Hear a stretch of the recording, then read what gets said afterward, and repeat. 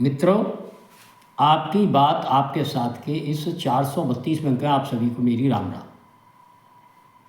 दत्ता मेरे, आज मैं आप सबके जौरे जो चर्चा करने आऊँ है तो इसका विषय अंतर्राष्ट्रीय, जैसा कि शीर्षक से आप सब जान ही रहे होंगे कि क्या ट्रंप वेनेजुएला के बाद ग्रीनलैंड ईरान को भी खा जाएंगे।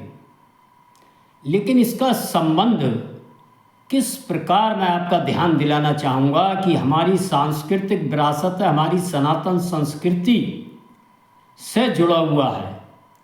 एक अलग पक्ष हमारी संस्कृति से अलग ये घटनाक्रम दिखाता है। आज मैं आप सबका ध्यान इस ओर आकर्षित कराने का इस अंक के माध्यम से काम करूँगा।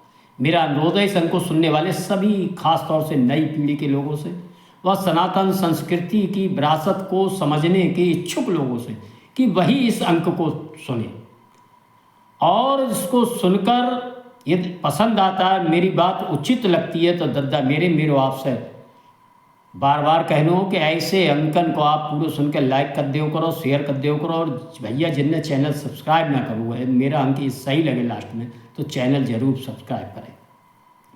मित्रों, जैसा कि हम सबको मालूम है, काफ़ी लंबे समय से अभी ये विवाद है और सब सारे सोशल मीडिया वन जो हमारे जानने के स्रोत हैं सभी पर यह प्रकरण छाया हुआ है। किस प्रकार वेनेजुएला जैसे एक छोटे से देश, जो 2.5 करोड़ की आबादी वाला देश अमेरिका के पड़ोस में है, स्थापित है, और वह इतनी कम संख्या का है कि उससे ज़्यादा लोग तो हमारे यहाँ उत्तर प्रदेश की SIR के बाद जो वोटर लिस्ट बनी है उसमें से इतने मतदाता बाहर कर दिए गए, बाहर हो गए अवैध मतदाता। वह 2.5 करोड़ का संख्या उत्तर प्रदेश के SIR की वोटर सूची से बाहर है। उतनी जितने मतदाता हमारे यहाँ अवैध थे उत्तर प्रदेश की मतदाता सूची में, उतने इन लोगों का यह देश वेनेजुएला है। मित्रों, उस छोटे से देश को किस प्रकार ट्रंप ने, वहाँ के राष्ट्रपति, उनकी पत्नी को अपमानित कर कर बंदी बनाकर उठाया और उस पर कब्जा किया। उसका एकमात्र कारण ये छोटे से देश के पास संसार का सबसे ज़्यादा तेल, ऑयल का भंडार है, नेचुरल गैस का भंडार है, और उसको पाने के लिए किस प्रकार उसको हड़पने का काम किया, और इससे ही उनकी भूख नहीं खत्म हो रही। मित्रों, यह वह ग्रीनलैंड, जिसमें कि अर्थ मिनरल बहुत बड़ी मात्रा में, संसार के सबसे ज़्यादा अर्थ मिनरल ग्रीनलैंड की भूमि में दबे पाए। आप जानते हैं अर्थ मिनरल की आज के आधुनिक युग में हर जगह बहुत बड़ी आवश्यकता है इसको पाने के लिए। और ईरान के अंदर जो तेल का भंडार है उस पर अपनी लालची कुदृष्टि लगाए रखने के कारण किस प्रकार ट्रंप व अमेरिका तरह तरह की बातें, लोकतंत्र, मानवीय आधार पर अन्य प्रकार की बातों, गरीबों के लिए काम करने के नाम को लेकर किस प्रकार इन देशों पर अपनी दृष्टि और खाने को तैयार बैठा है। मित्रों, ये इस प्रकार का दृश्य नज़र आता है कि हमारे यहाँ रामायण की एक बहुत सुप्रसिद्ध पंक्ति है जो गांव में अक्सर दोहराई जाती है। दद्दा मेरे, आप सबने सुनो है, समर्थ को नहीं दोष गुसाई। जब व्यक्ति समर्थ होता है तो उसका कोई दोष नहीं होता, वह चाहे जो करे सो करे। वही आज अमेरिका कर रहा है। लेकिन मैं आपका ध्यान एक नई ओर दिलाना चाहता हूँ। मित्रों, अमेरिका कोई पहली बार ये काम नहीं कर रहा। मित्रों, अमेरिका जो राष्ट्र है आज, इस पर भी एक हाथ में बाइबल और एक हाथ में तलवार लेकर इन्हीं यूरोपीय देशों की शक्तियाँ विश्व के अंदर किस प्रकार फैली थी, कब्जा करने के लिए, अपना साम्राज्य फैलाने के लिए, वहाँ के मूल निवासियों का किस क्रूरता पूर्वक उनका संहार कर उनकी धरती पर, उनकी संपदा पर, उनकी महिलाओं पर किस प्रकार अधिकार किया था। वह अमेरिका के अंदर भी वहाँ के मूल रेड इंडियंस थे, आज कहीं आपको ढूंढे नहीं मिलेंगे। सारे के सारे लाखों करोड़ों लोग उन्होंने मिटा दिए, वह चाहे कनाडा हो, ब्राज़ील हो, पेरू हो, अर्जेंटीना हो, ऐसे सभी देश, अफ्रीका के विभिन्न देशों में इसी प्रकार के क्रूर अत्याचार, एक हाथ में बाइबल, एक हाथ में तलवार लेकर इन्हीं साम्राज्यवादी यूरोपीय शक्तियों ने कहा, जिनके प्रतिनिधि के रूप में आज अमेरिका है। मित्रों, इसी प्रकार मैं आपका ध्यान न्यूजीलैंड के माओरी समाज की ओर दिलाना चाहूँगा। किस प्रकार वहाँ भी इसी प्रकार चर्च प्रेरित शक्तियों ने जाकर, साम्राज्यवादी शक्तियों ने जाकर वहाँ के मूल निवासियों का मूल संहार किया। इसी प्रकार ऑस्ट्रेलिया और भारत जैसे देश में भी उन्होंने यही करने का प्रयास किया था, लेकिन भारत में वह कुछ ही मात्रा में सफल हो पाए थे। भारत की संस्कृति, भारत के मूल निवासियों को वह नहीं मिटा पाए। आज भारत सशक्त और सबल रूप से उनके सामने खड़ा है। मित्रों, समर्थ होने के बाद इस प्रकार की शक्तियां किस प्रकार के संसार में अत्याचार करती हैं, अनाचार करती हैं, ये हम सब भूल जाते हैं। लेकिन मैं धन्यवाद दूंगा ट्रंप को, उन्होंने इस देश, अपने देश के माध्यम से जिस प्रकार वेनेजुएला, ग्रीनलैंड को आंखें दिखाने का, धमकाने का काम किया, और उसको भी हड़पने के लिए किस प्रकार वह यूरोपीय शक्तियों के साथ दो दो हाथ करने को तैयार है, लेकिन वह समर्थ है और उनको कोई रोक नहीं पा रहा। ये हम सब देख रहे हैं। उन्होंने अपने टैरिफ लगाकर इन देशों पर एक चेतावनी देने का काम किया है।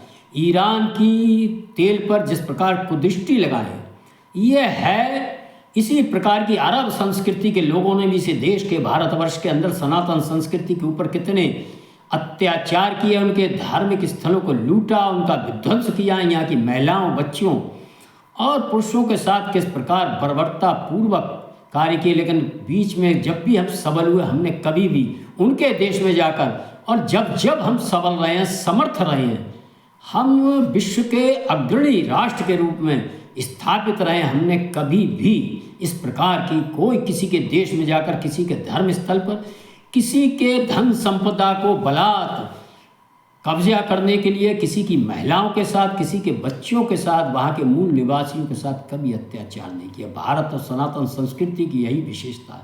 मित्रों, इस अंक के माध्यम से मैं आपको इसी ओर ध्यान दिलाने का काम कर रहा हूँ, जो कि सोशल मीडिया पर आप देखते हैं, अन्य समाचार स्रोत पर केवल सनातन संस्कृति की नकारात्मक बातों को बताने का और उनकी अच्छी बातों की ओर, जो संसार में जो घटनाएं घट रही हैं, प्रदेश में घट रही हैं, देश में घट रही हैं, उनकी ओर ध्यान न दिलाकर किस प्रकार उन घटनाओं के माध्यम से हम सब जाने पहचाने, अपनी संस्कृति पर, अपने राष्ट्र पर, अपने पूर्वजों पर गौरव करें, लेकिन वह न कर वह किस प्रकार के कुचक्र करते हैं और नई पीढ़ी के सामने अपनी सनातन संस्कृति को हे दृष्टि से दिखाने का काम करते हैं, इनके रीति रिवाजों का। मैं अपने इन अंकों के माध्यम से लगातार आपका ध्यान इस ओर दिलाना चाहता हूँ। अब मित्रों, मैं पुनः उसी ओर आ रहा हूँ कि समर्थ को नहीं दोष घुसाएं। मित्रों, हम भी इतिहास के बहुत बड़े कालखंड में समय समय पर बहुत लंबे लंबे समय तक समर्थ रहे हैं, सबल रहे हैं और विश्व के नेतृत्वकारी राष्ट्र के रूप में रहे हैं।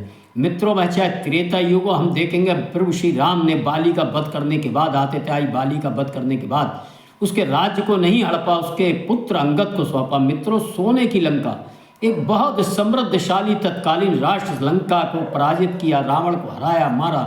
इसके बाद भी जबकि उनके भाई लक्ष्मण का एक बार मन सोने की लंका को देखकर डोला था, लेकिन प्रभु श्री राम ने किस प्रकार जन्मभूमि को स्वर्ग से भी बढ़कर बताया था और सोने की लंका को उन्होंने बिल्कुल इच्छा तक जाहिर नहीं की थी। यही संस्कार मित्रों हमारे माँ बाप, हमारे बाबा, दादा, दादी, आस पड़ोस के लोग, आप सबको ध्यान होगा, बचपन में ये बात जरूर बताते हैं, कभी भी किसी की चीज़ पर, छोटी सी चीज़ पर भी नियत मत डिगाना, चाहे आप समर्थ हो या कमज़ोर हो।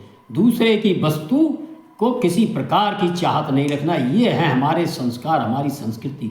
मित्रों, लेकिन ट्रंप का जो उदाहरण, ट्रंप आज उसी संस्कृति के प्रतीक रूप में, जिन्होंने ईसा मसीह के नाम लेकर बाइबल को, चर्च को आगे बढ़ाकर किस प्रकार अपने साम्राज्य को बढ़ाने का काम किया था, किस प्रकार आज वही प्रतीक रूप में वह वेनेजुएला हो, ग्रीनलैंड हो, ईरान पर व अन्य देशों पर किस प्रकार, आपने पूर्व में देखा होगा वियतनाम हो व अन्य राष्ट्रों, किस प्रकार वह कब्जा करने की नीयत से लगातार अपनी राक्षसी मानसिक वृत्ति का प्रदर्शन कर रहे हैं।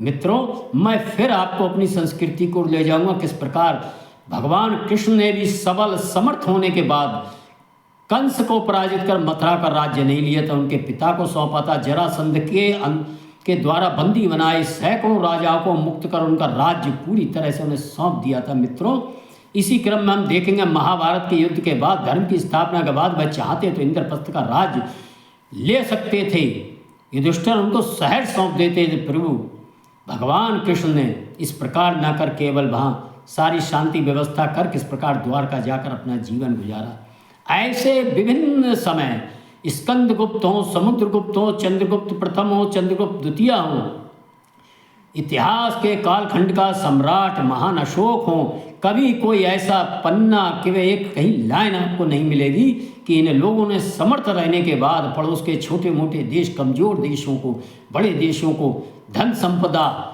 और लूटने के लिए उन पर जाकर अत्याचार किए, उनको समूल नष्ट उनकी संस्कृति को करने का काम किया। ऐसा कहीं भी नहीं है।